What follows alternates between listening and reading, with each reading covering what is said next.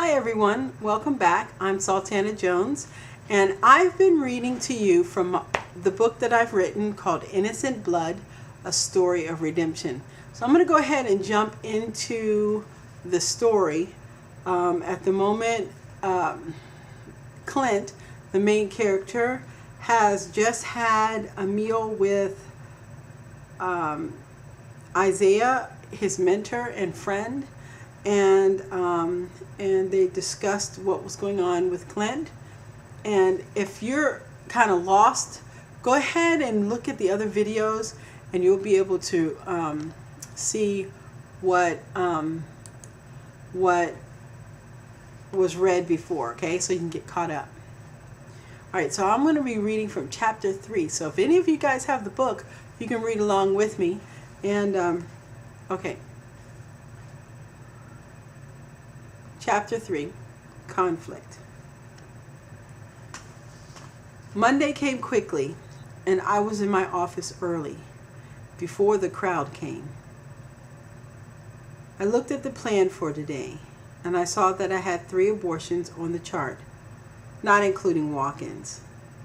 Ted popped his head in my office and asked, "Are you okay?" "Yeah, sure.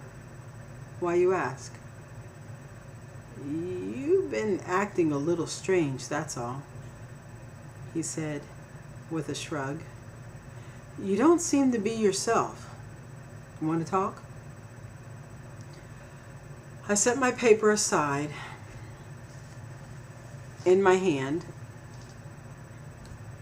"I've got a few minutes. Come on in." "Ted, how do you deal with live deliveries?" "Ah, you've had one, I take it."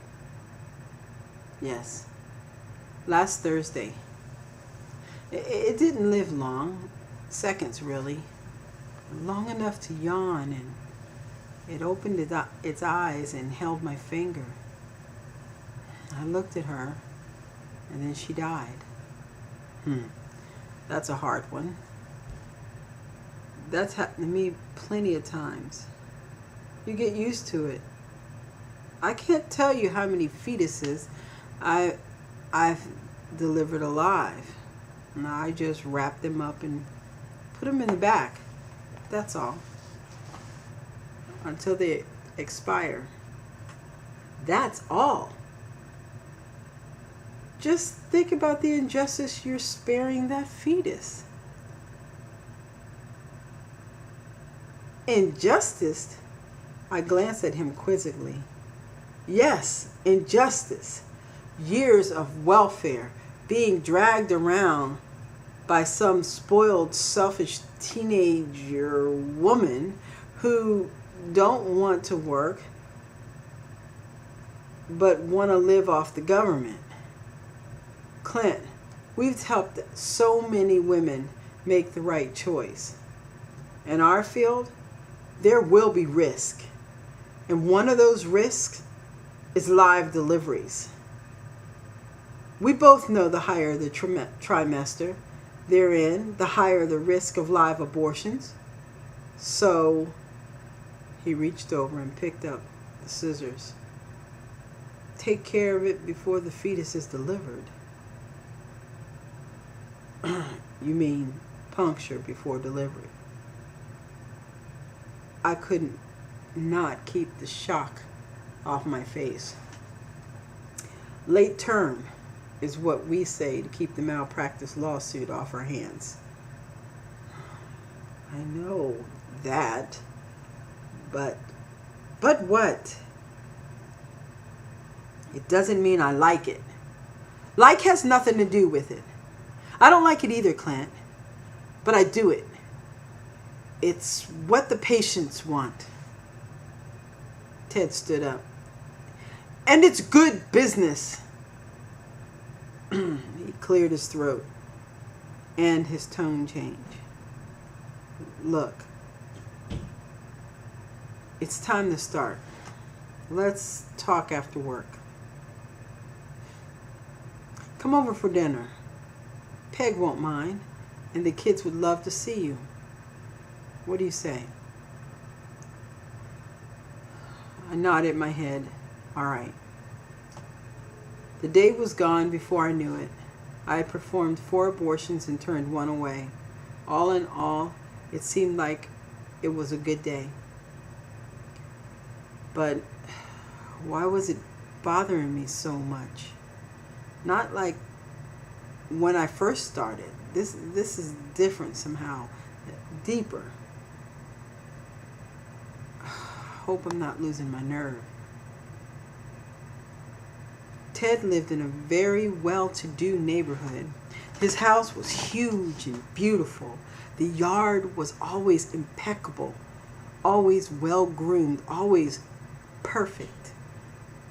He had a cute little family, 3 kids, 2 boys, a girl, blonde, and his wife, Peggy. Peg was the perfect mom. She could cook, clean, and she ran a tight ship.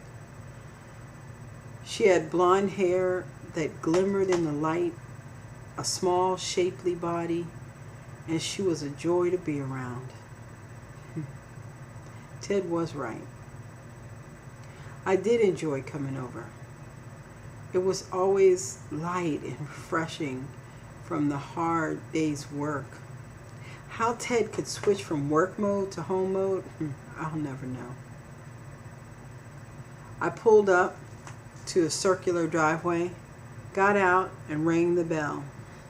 I was welcomed by the excitement of 3 little faces and a "come in" by Peggy. Where's Ted? Oh, he's upstairs in his office. He said he'd be right down. Really? What's he up to? I don't know. You know him. He's always working on something. We chuckled. You're right on that one. I held out a bottle of Kindness Reserve, 1991. This is for you. She looked at me with a sweet and welcoming smile. My favorite. Clint, you know better. You'll spoil me. We walked into the kitchen and I started peeking into pots on the stove. What's for dinner? It smells great. She smacked my hand away. It could be an old shoe and you'd love it. If you cooked it, I would eat it. You know I don't get home-cooked meals that often.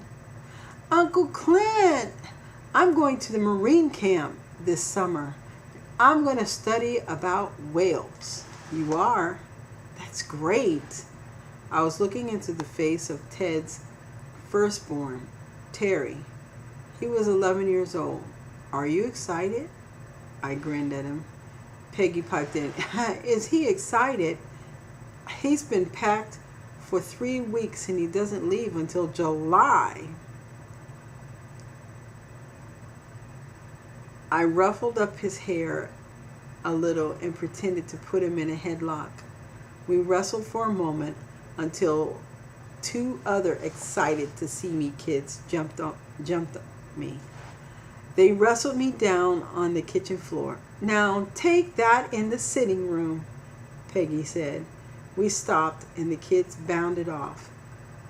You're as bad as the kids, she said with a smile and a shake of her head. I stood up, tossing her the kitchen towel, and said, no, I'm worse.